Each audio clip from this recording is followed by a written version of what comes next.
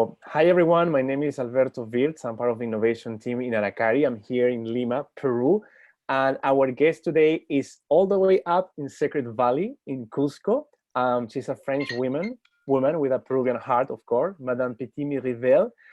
She came with her husband several years ago, and they are the owners of the only Relais Chateau property in Sacred Valley, which is Hotel Soliluna. But also, and what we are talking about today, they have this association called Soliluna that not only provides education to kids on Sacred Valley, but also lodgement and also special care for kids with special needs. So we're going to talk about community engagement and social responsibility. And today with us also, all the way from London, is Marisol, the CEO and founder of Aracari, who is going to be talking with her friend Petit Rivel. With you, Marisol. Thank you, Alberto. Thank you, everybody, for being here online to listen to our conversation, especially everything that Petit has to share with us. Petit and I go a long way, back a long way, when she started Soliluna, more or less at the time Aracari started. And yeah, we met because we were introduced, and I instantly had confidence in her. We got on and we started working together. And then very soon after, Petit then became a philanthropist and started doing wonderful things with the people in need in her community and the children in need. And so here she is today. Welcome. I mean, I've known you such a long time, Petit. I've seen your children grow since they were not even here, and now they're like big, like mine. And it's been a long journey, and your place has grown from being an hostal, which is the way you described it when you came to my office for the first time, to being a Relais Chateau. And then you've got these amazing projects that, you know, we want to hear about. So welcome, and tell us a little bit about yourself and how you started. Yeah, I know you don't like to talk very much about what you do, and this is why we have this for you, because we want you to get your message across. And tell us about how you started. You came to Peru, you had a different career, you were in the corporate world, and then you decided to make this change and then help the world. Just tell us how you made that big change. Yes, of course. Well, thanks for everybody for being here with us today. Well, I came to the Sacred. I used to work in the mining industry, actually. So I used to be a trader. So I worked a few years first I worked in London because the metal exchange is based in London. Then I moved on to Lima, and I worked as a trader for a trading company in Lima. But then, you know, I took the decision of changing my life, about 23 years ago. I was always in need to feel useful to other people. As young as I can remember, probably being an adolescent, I was always very shocked, by the reality of our world, and by how privileged I was, I was born in a traditional French family. I got educated, I got access to secondary school, to university, business school, and so on. And it was always very frustrating for me to say, why me? Why can I study? Why can I do all those stuff? And most of the world cannot, So I always had in mind that at some point, I will have to turn my life around, and whatever I would do would be useful to other people. So I just took the decision almost 24 years ago now, to move to the Sacred Valley. I did not belong to the tourism industry at the time, and neither the Sacred Valley was a tourism destination. No. I don't know, you remember, it was just, Peru was recovering actually for a complicated time, But for me and for my husband, that is Swiss, it was a choice of life. We wanted to live in the valley, and that's how we came, Marisol, simply. Right. And so you started, you arrived, and you set up this little hostal that you called it. I thought it was so cute. You set up a little hostal. First, what we did actually was really I remember, with France, just walking through the local communities. It was a very different Sacred Valley than nowadays, So we will just walk around, and walk into schools, walk into the community. And then when we, there was a point, and I think that's when we started to really to walk into the school to say, yeah, that's it. That's where we want to be. Here we will settle down, we started actually before the hotel or the hostel, we started to go to school every day and to be useful. But then we realized that actually we were useless. And at the time, you know, my husband is a professional paragliding pilot, so he would still work in that industry, meaning that he would receive guest pilots, you know, from Switzerland mainly, and then take them flying all over Peru. And I did work the first 3 years as a tour conductor for a French company. Okay, that I didn't know, but I mean, of course, I know about France. Petite, by the way, she's got a very nerves of steel, because she has not only a paragliding husband but a climber son. Yes. So that is that's another story. But anyway, so then you set up the hotel, and then you started doing your nonprofit work. And how did that come about? I mean, because you have a school, and you also have a home, and that has evolved in time, hasn't it? Yeah, what happened, you know, well, so when we decided that's the place, you know, lucky enough, France, on top of being a paraglider, is an architect, you know. So we had that amazing valley around us, you know, and we needed to make a living on something, you know. And I remember telling France one day, well, I don't understand why there is no tourists coming down the valley, you know. And I told him very simply, well, just build an hotel, France, do something, you know, as if it was simple, you know. And the idea was indeed to have like a bed and breakfast, you know, something easy, something that we would receive our guests, our friends, you know, we would spend time with them. But it ended up being something different, no? So when we before starting the hotel, the foundation starting, but as I said, the foundation starting with no money, so it was just us, two people going to the communities, no? And then, you know, that's when we decided, okay, if we want to have a sustainable work with the local people, the local children, you know, we need to invest money into that foundation, you know. To do fundings, it's incredibly difficult. At the time, we had absolutely no connection or no knowledge on how to do that. So for me, the best, let's work, you know, let's work, let's make money, and let's donate the money. That's so then that hotel, then of course there's been a big run of tourism in Peru for the last 20 years. So the hotel has expanded, and you've done brilliantly, and it's a Relais Chateau, yeah. And it's, you know, it's gone mega luxurious. It's wonderful, authentic, but luxurious. And it provides funds. So you invest part of your funds into the nonprofits. Tell us about that. Yeah, so when we start, we have absolutely no limit of what we invest from the benefit of the hotel back to the foundation. Of course, from the benefit of the hotel, there is always a part that stays with the hotel, because we need to carry on, we need to exist, you know. And as you said, you know, from day one, and we are 20 years old this year, it's our 20 years anniversary this year. Year. Yeah, what a year. No?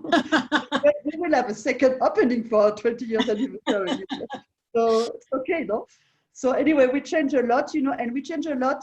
The hotel changed a lot because, you know, we've been listening to our guests, you know, and we've been listening to you, Marisol, and to other people telling us, oh, you know, that will be great if you do that, Petite, or that will be great. So then we add on the spa, we add on the whatever, you know, so we went on like that. The horses, because you've got horses, amazing. Yeah. We have full restaurant on property. We breed Peruvian Paso horses. We have a full spa, and we have full activity center. We offer, of course, paragliding, mountain biking, e-biking, paddle, kayak, whatever you can imagine, we do it, and of course, trekking. No, so all those activities, they were born from day one because we are very active people. I'm not as crazy as my husband or son, but still I remember guiding, you know, and I remember when the hotel opened, when people would buy a horseback riding tour, I would be the guide. And I think that's what I'm going to do when we start to open again, you know. I'm going to get back to my roots, you know, and I'm going to be far more hands-on to my guests. And I have to say that I very much look forward to that. And then what happened with the foundation? Well, it happened at the same time, you know. It's not like we made money on day one, you know, this took a few years, you know. So we were still just us, you know, and maybe people would come and help us, you know. and the first 10 years of the foundation, we work with local school, with public school, you know, and we would go there. You know, the first school we started to work with is Palkaraki, which is our community. But for example, you walk into that school, 250 children, no bathroom, you know, and the children would go to the toilet at the back of the classroom. So we started to build toilet, and we started to renovate the roof because it was going to fall down. So I would say the first year we were more like building company than actually educators. Mm-hmm. And then we made a balance, you know, of what's been done during many, many years of our work, you know, and once more we realized that we were not being, we were again useless, you know. It's awful to say that, but that's the truth, you know. We realized that our involvement was not having an impact on the children's life. And when you work into education, you want to have an impact. Your work has to generate different opportunity for those child tomorrow. So that's when we took the decision of creating Soliluna School. Okay. No, so the Soliluna School was the result of many more years already working, which is less, but very necessary, because that's how we understood how people think, how they behave. You know, we could not have done the school from day one. No? And when you had to, I remember long ago, you had 2 kids from, I think it was Patacancha or Huillo, living with you, right? Was that before you set up the associación? Yes, it was before the school, not before the association. Okay. I always have, as my husband will tell you, you know, I always have children living with me. I was one of those persons that I wanted to adopt, and France did not want to, and I think it has to be a family decision. But I always have children home. I have 2 girls living with me now also, you know, and France always said, Petite, you found your way out, because we did not adopt, but that house always have minimum 5-6 children in my house. No, so that's what, you know, and a lot of people. So those kids came to live with you from the community, right? And that's how you learned also the things that they needed and the things that they lacked, right? I remember you telling me. Yeah. I think the learning part of our work was very important. You know, we did not jump into the Sacred Valley or into the local community thinking that our knowledge are better or whatever, you know, because this is completely wrong, you know. You need to learn from those people, and then together you can do something together that is going to work, you know. You really have to embrace each other, you know. Right, because sometimes many nonprofits have that fault, right? That they come in with grand ideas and then they don't work for the community in question, right? Many people think that, you know, you just come and you have better knowledge, you're better, more clever, whatever, and it is so wrong, you know. And then they do all those NGO projects, and they have school, and the children, they dance or whatever. I think it's great to dance, you know. We also dance at Soliluna School, but this is not going to change your life because you dance, you know. For me, you know, when I take a child on, I take a life on, you know, and it's a life responsibility, you know. Their life, their future will depend on me. So it's such a huge responsibility that you have to do it properly. You know? So then you had this, you started with the school, and now fast forward, how many children are educated and what years do you have in the school? As of today, we have 220 children at school. We have a full school, meaning from 3 years old till the end of secondary. Okay. But we do not end our work at end of secondary. We still have children that finish it with us, you know. But for example, they had extremely brilliant result, academical result. So now they are into the international baccalaureate program in an international school in Cusco. So we still finance them, and they're still with us, you know. So each child has a different path, you know. So we follow that path with them even after school. But when we started school, we only started with little one, no, 3, 4, 5 years old. And each year that passed, we grow the school with them. No, that's how it works, you know. Right. And have you had anybody finish? Are they in university? Yes, we have. Last year was the third promotion. No, so we have. Yeah, so we have some of our children or young adults now, no, that are at university. Some of them are back into their community. You know, we do not think that everybody is going to go to the university. Okay. One thing that is very clear: most of our children come from very complicated background, you know, that had a huge emotional impact on them, and we are not magicians, you know, so we cannot solve whatever happened, you know, into the past. So tell us a little bit about what you found. I mean, what is the biggest, because that is the reason why then you had the home, because you saw certain lacks in Yes. the things that were lacking in their lives, Yes. right? Unfortunately, throughout the years, you know, we went through situation that all of a sudden we would discover, you know, that one of our children, you know, would be abused sexually or violence or whatever, you know, but to a situation that were to an extreme that we had to react now, no, telling that they cannot go back home, you know, we have to do something. And it was like, but what do we do, you know, what do we do with those children, you know, where do we put them, you know?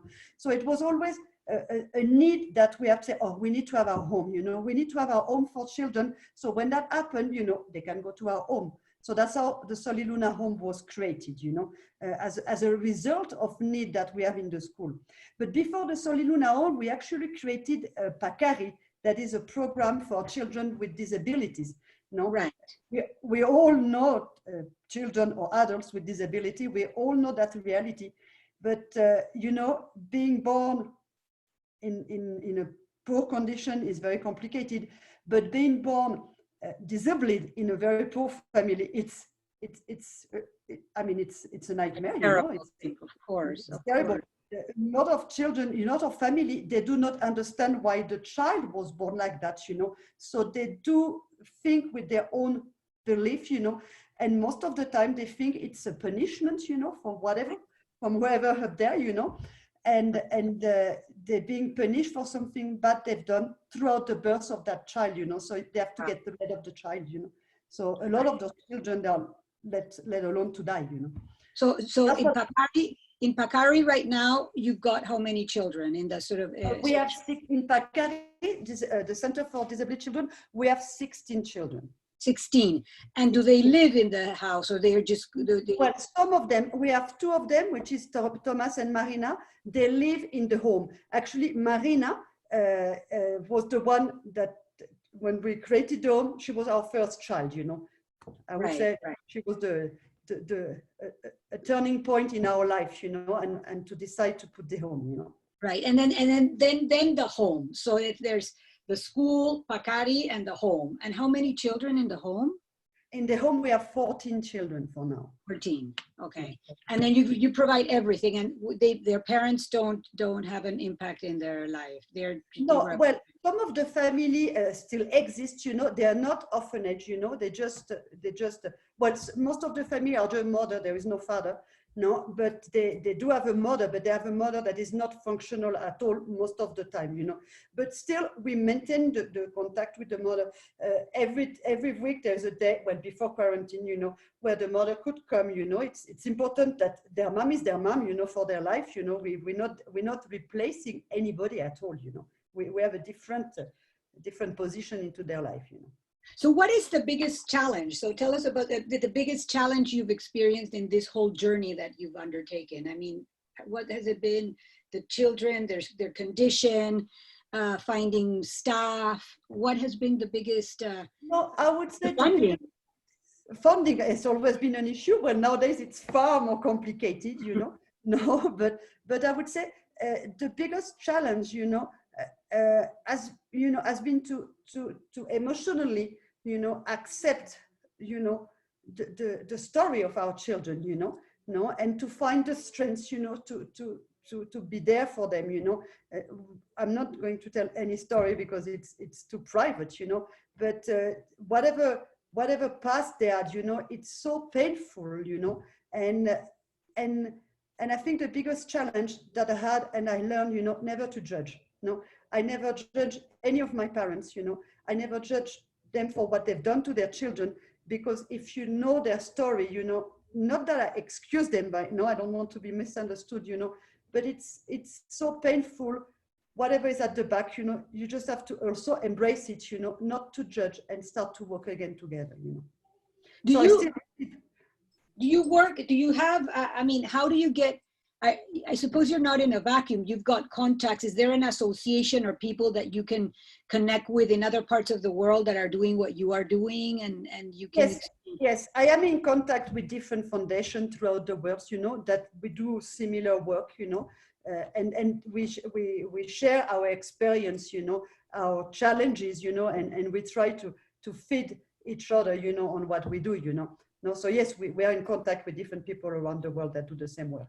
And your funding in geographical terms and also the sources. I mean, is the hotel like 80% or 50% of the funding for your projects? Or the hotel used to be 100% of the funding of the foundation, but about, I would say, I don't know, maybe 10 years ago, no less, 5, 6, 7 years ago, I don't remember, I always thought, I have to cut the dependency of the foundation from the hotel, Well, I did not foresee at all the coronavirus, no, but I just foresee that if something would happen to me as a person, then there'll be no hotel eventually, and there'll be no funding, So we started to work on different sponsorship programs about 5, 6, 7 years ago, so it would not depend on me, Petite only, And I have to say that it's been working well, We have a lot of people that sponsor children, that sponsor food, that different way of being involved,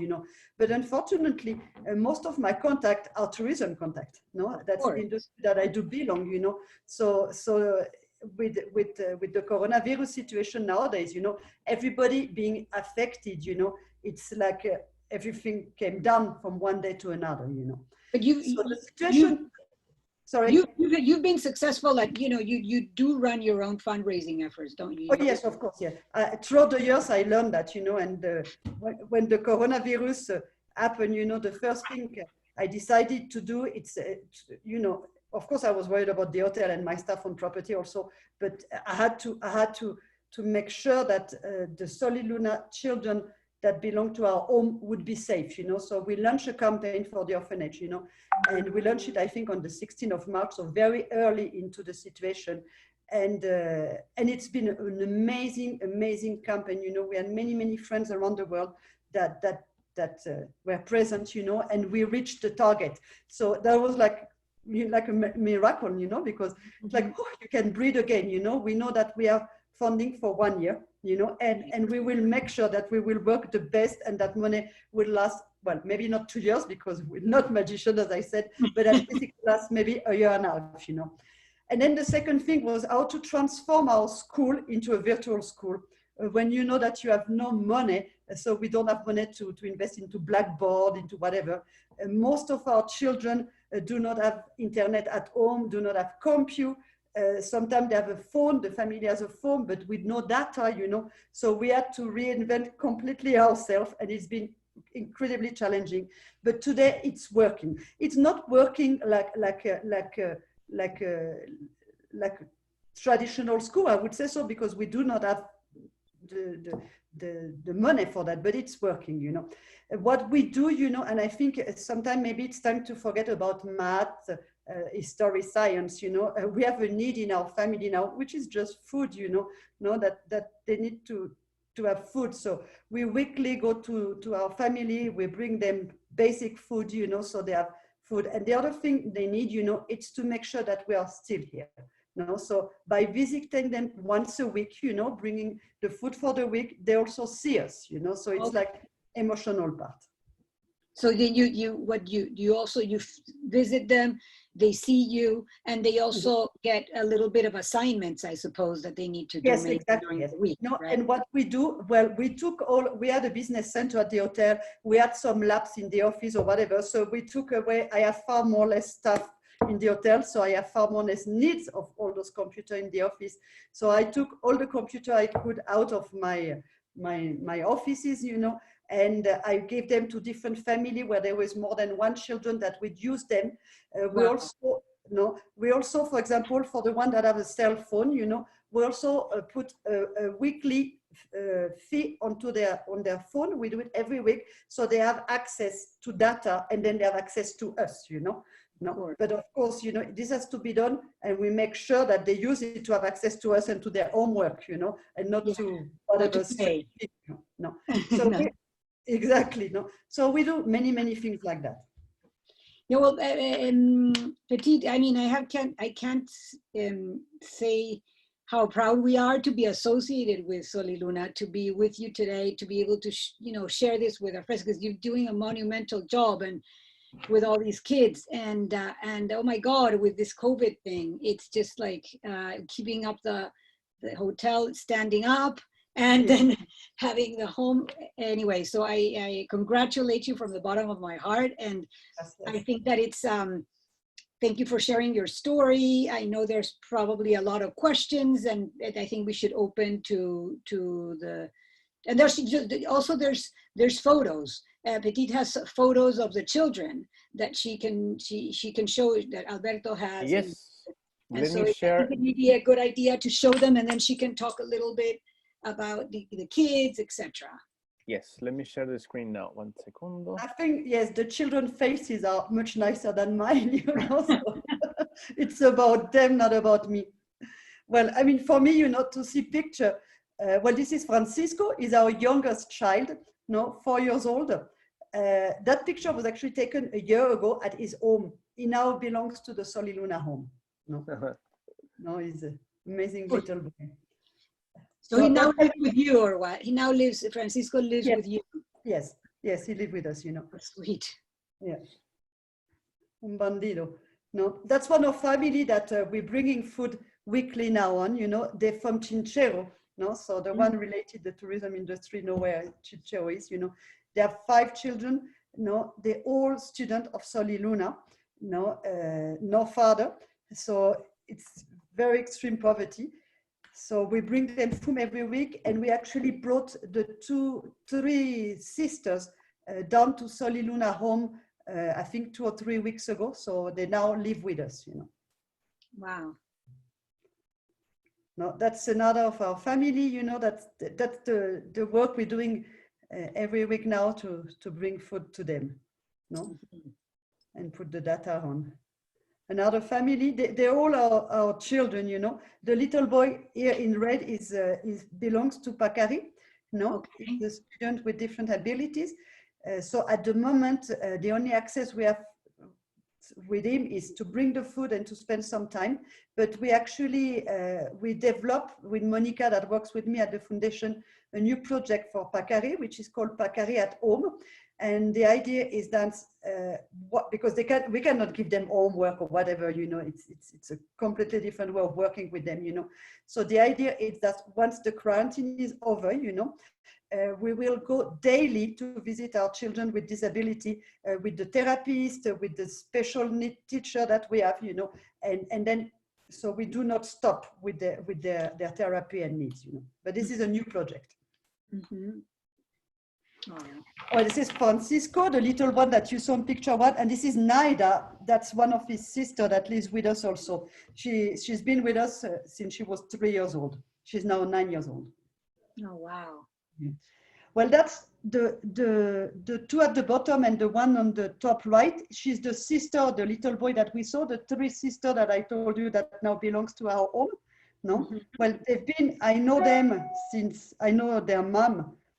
Before they were born, actually, you know, and I'm super happy to have them with us. And Florimeda is a little cousin that lived next to us that moved also at the same time. No, this is Reina, no, and on the right, this is Veronica. Veronica, she has a different story, which is a very nice story. She comes from another community, which is actually called Pachanta, which is at the bottom of the Ausangate mountain. And the story is completely related with my son, Thomas. She's her father is also is a campesino, no, but he also guide and climb some mountain with my son mentor, Nate Eld, you know. So that little girl, she comes from a very simple but beautiful family in Pachanta. And a godfather, which is Nate, wanted her to have a different education. No, so he asked us if she could live with us, you know, and get it educated through Soliluna. No, so it's a different story. No. And it's some of our children, the boys, we have many brothers and sisters. We try to maintain family together. No, the family unit is very complicated with the family story. No, so we try as much as we can, you know, to when we take a child on, we try to take the siblings on as well, you know, at school and at the home, you know. So many of them are brothers and sisters. And there's one called Thomas with the blue jumper, you know, is a child with disability. Of course, yeah, the one at the top. Yeah. Maricielo, that's at school when we had a traditional school. Maricielo, by the way, her name is Mar, which is the sea and the sky. I love that name. No? Maricielo, I think it's like an amazing word. Francisco again. No, it's like this. I think is our spoiled one, you know. I can see he's a spoiled one. He's our baby. No, Marina, she's actually, well, that's the little girl. Well, she's 15 years old last year, so she's not anymore a little girl. But she's the one that I mentioned to you earlier on, telling you that that's thanks to her that I started the Home for Children, you know. She's the sister of Naida and Francisco that you saw on the previous picture, you know, so that as I said, you know, that I mentioned. She's of course a very highly disabled children, and she's not only did I started the home for her, no, not for her, thanks to her, but thanks to her, I also started Pacari. She was my first child, and the story is that one day someone knocked on the door of the school at midday, and I happened to open the door, and there was a French guy and asking me if I could take on a little girl at school, and the little girl was the sister Naida. And I said, yes, of course, but you have to give me a little bit of background, you know, where are they, you know? So he told me the story of Naida. And then on the ground, there was another human being. And I'm sorry to use that word, but it was very difficult to understand what was going on, you know? And he said, no, don't worry, that's Marina. But I said, no, I'd like to know what's the story of Marina. And then he told me that he was doing a voluntary for NGO that look after disabled children in the valley. And I said, okay, it's lunchtime. Where do you have lunch? And he said, no, we have no money for food, so we do not eat, you know. So I said, and they would come every day to have therapy very close by to Soliluna school. So I said, well, you know, come to it with us, you know. So he started to come with one child, with two child, 3, 4, 5, you know. And then every day we had like, I don't know, 20 disabled children that would have lunch with us, you know. And that's how I met Marina. And Marina, she was born highly disabled. She was born in a very, very complicated family. And she didn't even know how to walk, you know, she actually spent the first 10 years of her life tied to a bed, you know, no, because the family didn't know what to do. She was brought up as an animal, you know. So anyway, we took her over. 5 years later, she walks, you know, like you and me. She understands many things, and she has a normal life, you know. When she has her own bedroom into our home, you know, and I mean, it's like she's been reborn completely. So I hope you can come and visit us and know Marina, because she's an amazing inspiration into anybody's life. Wow. Yeah. No, that's one of our child from Pacari also. And I think, you know, people that have been visiting the school or Pacari or the home, you know, they always take back with them that smile, you know, the most happy children, you know, the genuine smile and love that they can give us, you know. So I think the strength, I know that the strength that I have into my life, you know, is from those children. On the next picture, it's Jose. Jose is also one of we started with him also, you know. He lives in Ollantaytambo and he's 24 years old. I actually took him to Machu Picchu just before Christmas last year. And I can tell you that it was probably one of the best day of my life, not to go to Machu Picchu with Jose. No, something that you could not imagine it is possible, but we did it from going onto the train it was like overwhelming. And then on the right, it's Fiorella. No, she's also part of the program of Pacari. Amazing little girl. She lives further down Ollantaytambo. Fiorella again, she's at the therapy. No, as I said, they require physical therapy. So it's important that they follow on that and we don't stop. Mm-hmm. No, another of our child, Luis Mateo, and again, smile. Food, as I said, when we take a child on, we take a life on. So when we say the word school, everybody thinks about math, science, or whatever, you know. Well, I would say that it starts in your heart, you know, no, and then whatever they need. So of course we feed our children twice a day, full breakfast at 10:30 in the morning, and then full lunch. And we share that moment with them, you know. So all the staff, we used to be 45 people working at the foundation, you know, we will have lunch and breakfast with our children because it's a moment, it's a family moment, you know, and it's also how to get educated to how to sit at the table, how to eat properly, you know, many, many things that we learn at home ourselves and nobody will teach them, so they learn it with us. And it's a beautiful moment, my favorite moment of the day, lunch at the school. Compute, no, of course, as I said, you know, even if it's not the most important part for me, we do math, science, compute, whatever, you know, we do whatever we have to do, and we try to do it at the best level we do. No? So we, of course, have our compute lab. Our children are being taught all those new technology and all of that, you know. And that was thanks to actually, you know, through the all this coronavirus time that we are living, we had amazing people, you know, that came towards us, you know, and sometimes as people, you know, that I don't even know, you know, and I'm like, wow, you know, ex-customer of Soliluna, so your customer, Marisol, you know, people that came that a year ago, you know, and all of a sudden decided, you know, to sponsor one child or to do that. And actually all those computers, they were actually financed by a next guest of Soliluna. That's what I'm thinking about. That wow. now. Yeah. Fantastic. Yeah. Yeah. That's great. That's the school. No. So, well, that's part of the school. The school is actually in two parts. Just next to the hotel, we have that property. So this is part of the school next to the hotel. And then below the road, like 500 meters from where I am right now, we have the other part of the school. So this is the school itself, which is a bit sad nowadays because it's an empty school. No. No, Rodrigo is that little boy is the brother of the three sisters. We saw him on another picture before. No. So cute. And back to Rosé doing physical therapy. No. So this is just some of our children. No, I guess we could see many pictures, you know. But, you know, I think, I don't think, you know, I know for sure that all my energy comes from my children, you know. I invite you to, I mean, we all belong to a community. You don't have to come to the Sacred Valley. You don't have to help me and my children, you know.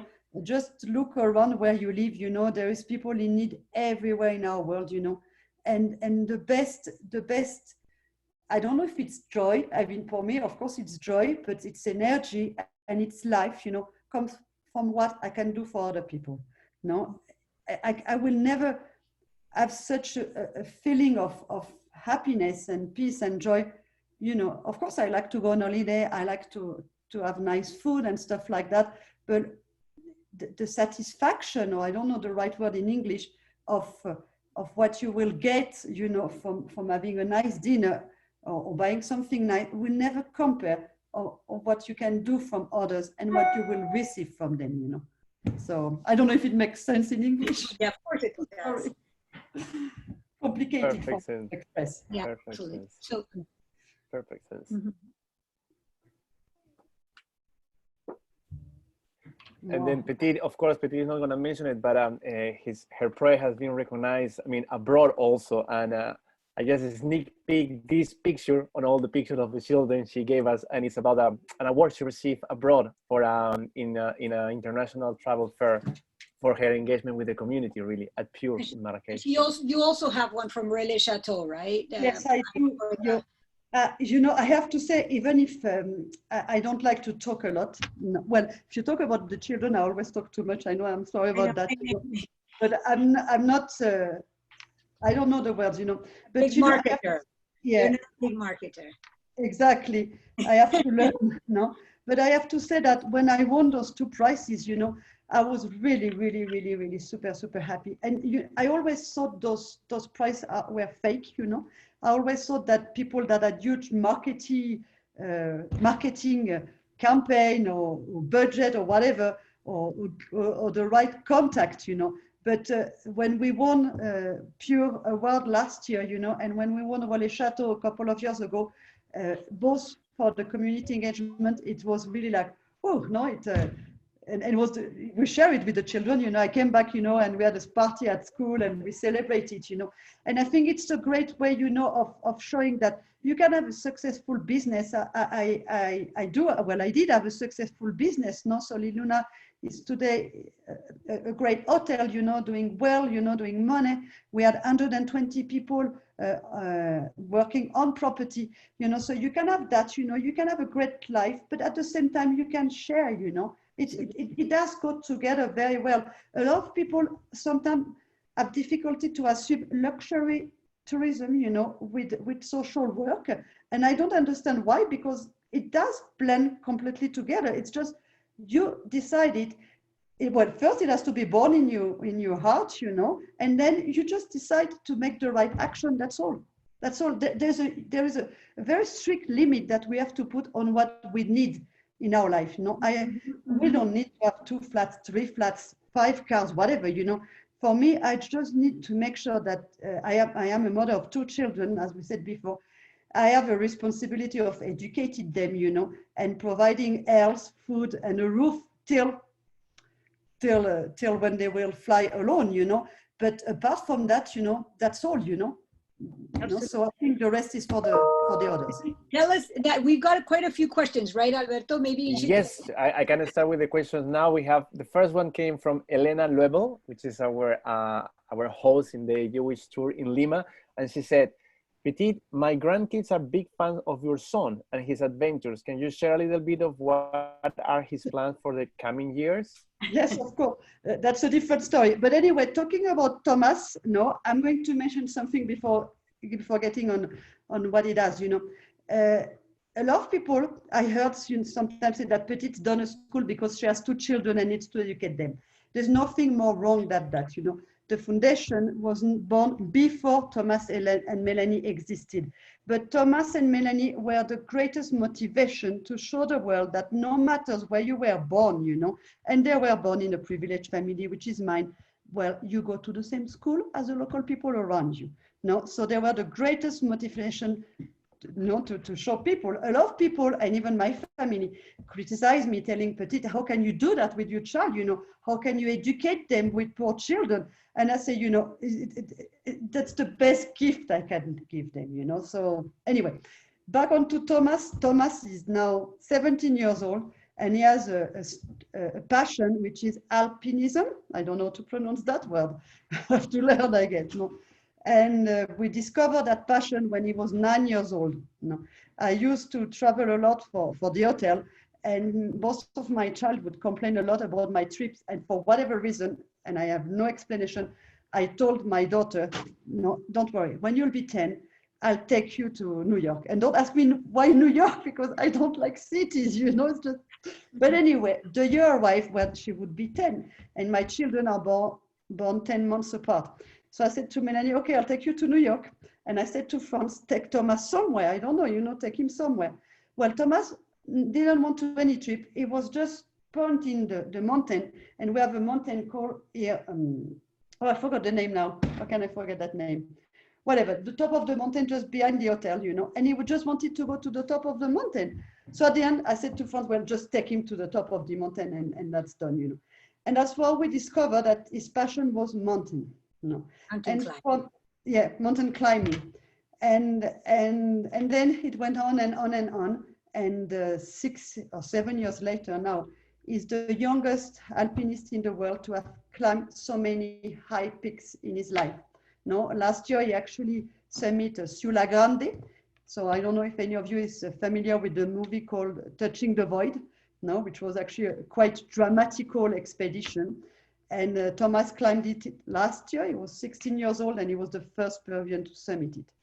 So that's the craziness of my son, and I have to learn to live with that. And he was waiting to do another expedition, I think was suspended temporarily, right? Yes, he was supposed to go climbing now Irishanka, which is a mountain in Huaraz, and which is also one of those crazy things. And he's actually preparing for K2, no, in 2022. Well, maybe now, maybe it's going to be 23, no, and K2 is one of the mountains in the Everest, and it's the most difficult mountain of the world. And if he climbs it, if he gets to summit it, it will be the youngest one. So that's the story of Thomas. Robert Alexander is asking us, Petit, what is the difference in your school from the public school? Well, the public school, I would say, you know, with all respect, I don't know what to say about the public school. The public school's children just go in Urubamba, at least, no, from 8 o'clock in the morning to 1 o'clock in the afternoon, you know. They just receive basic education, no, and with old style, no, no, you know. I think the first difference, let's say, so it's like, as I said before, again, when you take a child on at Soliluna, you take a life on, no, and each child is first born in our hearts, and then there's no limit to what we do for them, no. So I think the difference with us and the public school starts with our heart. No, it's born there, you know. Excellent. Boris is asking us, does the school deal mostly with children with challenges or problems, or any children from a poor family can go and get in? Any children. For us, it was very important when we created Soliluna that it is not that it would be not a school for poor children. Such things should not exist, you know, because we're against any form of segregation. So it's a school that is open to anybody, no, but is oriented to the child that has more needs, no. So whatever we decide based on the children and family with more needs. No, 80% of our children are being financed. Okay. Okay, so perfect. So some of them pay their way. Well, we have 12% of our child pay full fee. Mm-hmm. Okay. Okay. And then 50% of the 80% pay absolutely nothing. Mm-hmm. Mm-hmm. Okay. Ed Payne from Last Frontiers is asking, what are your main sources of outside funding, and has that changed with COVID? Well, yes, it's changed, you know, but it takes time, you know. It's only 3 months into the COVID story, you know, or whatever. No, so our main source was tourism, no, and a few ex-friends from the mining industry, which is my ex-industry. Today I mean, we're still here, you know. The school is running, the home is running, and I would say that for the last campaign that we've done, you know, there was like more than 400 people that donated, you know, and they from I mean, guests from the hotel, the MC, whoever, you know, but we still related to the industry. Perfect. Boris is asking us again, do the Soliluna children live at the hotel premises, and can guests visit them if they wish to? No, they do not live on premises. They could not, you know, very respectful of the business. You know, one thing is the business, you know, and Soliluna Hotel runs like a complete normal Relais Chateau property. The school is actually just next door, and the home is about 2 kilometers from here. Yeah, and we do have many programs, you know, where guests of the hotel, if they want to spend half a day or a full day with the foundation, they can do so.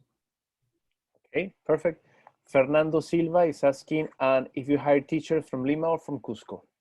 Well, we hire teacher from Lima. No, it's something that went a little bit against what I used to believe in, because, for example, at the hotel, all my staff from day one was from here, and we had to trade them.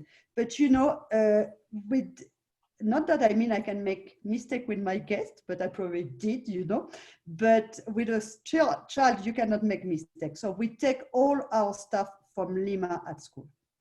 Mm-hmm. They are better trained, you know, they have a different mentality. Perfect, perfect. Are you over, let's see, if you are oversubscribed in the school, and if so, how do you decide who you accept? Well, you know, we hardly have any new children coming into our school, because we try to have not so many child per classroom. So usually the number is 15, no? And what happened, the only one we renew every year is the 3 years old. because the 3 years old, they go into 4. So we have 15 free spots. And it's very rare that a child is going to leave us throughout the years after, you know. So basically, the school is full. So if we would have an empty spot, it will go to a brother, a sister, or a family. Okay, perfect. Perfect. But yeah, go ahead. go ahead. Okay, Vanessa Voss is saying, it is so inspiring to hear your story. Question, how do you recruit or attract children, especially when they are young and from families in great difficulty? It's very easy. They just come to us, you know. They just come to us.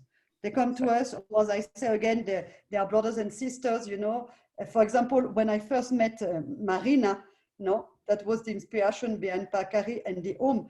Francisco, the little boy that we talk about, he was not born.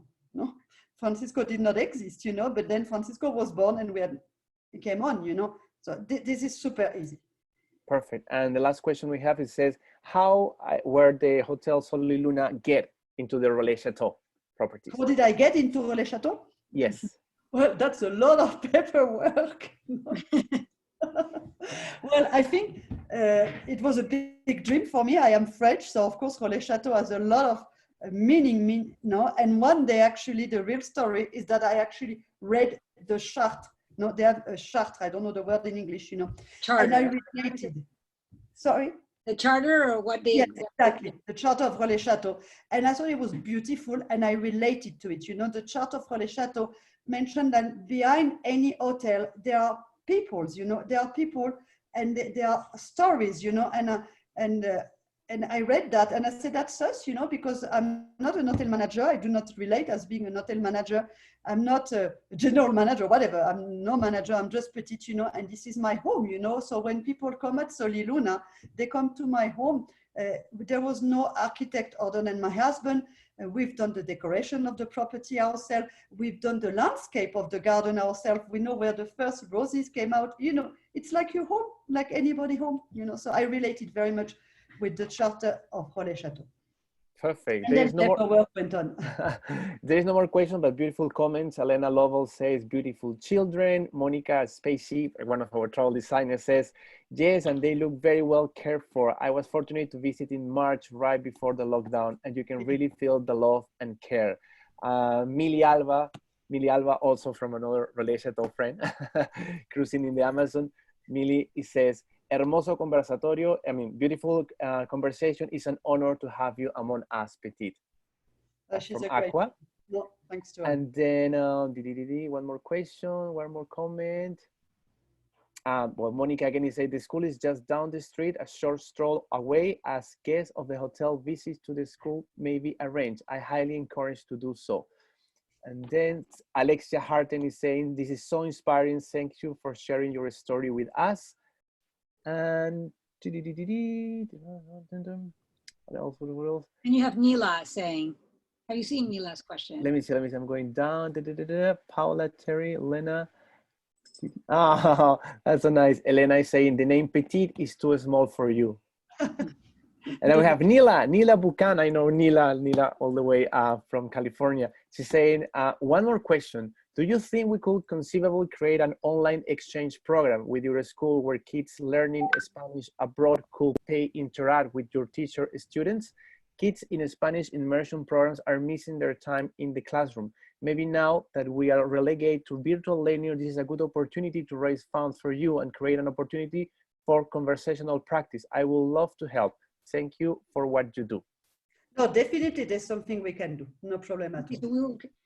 I wanted to tell everybody that when we send you the recording of this conversation, we're going to send you also the link to wherever Petite tells us that we can connect with her to raise, to donate, because I'm sure a lot of you may want to donate or to this wonderful cause. So you'll send us that, won't you, Petite, so we can distribute it? Yes, of course. Yes, of course. And anybody can get in touch directly with me. Of course. And we will give you the email as well. We will give you Petite's email so you can write to her directly. Yeah. And you know, I wanted to make one comment, you know, about how tourism blends into life, you know, because I don't want to call it social work or whatever, you know. Throughout the years, we developed those programs that I mentioned before, where guests can spend half a day or a day with our children, you know. and it's been doing super, super well. And last year we had many guests, and I know that Monica is listening to me. Monica is the social communicator of the foundation. We had guests, you know, that stay on property, that spend half a day or a day at the foundation, no, and then they wrote back to us, or you know, that was the best moment of their trip in Peru. No, you know, when people come, you know they're going to see Machu Picchu, they know they're going to see Cusco, Lake Titicaca, or whatever, you know. No, so they, in a way, they know what to expect. You know, hotel-wise also, they know that Aracari chose the best hotel, the best guy, and whatever. But when they come to Sol y Luna, they didn't know what to expect. No, so they choose to spend half a day with us, and then our children touch their heart, you know. And we had many guests writing to us. We had many guests just crying at school, you know, not believing what they were living. So everybody takes amazing picture of Machu Picchu back home, you know, or of the Amazon or whatever, you know.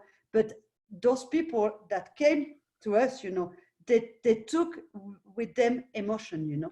They took life back with them on their trip. And it's not a picture, you know, they took our children in their heart, you know. I'm sorry that my English is so terrible. It's frustrating.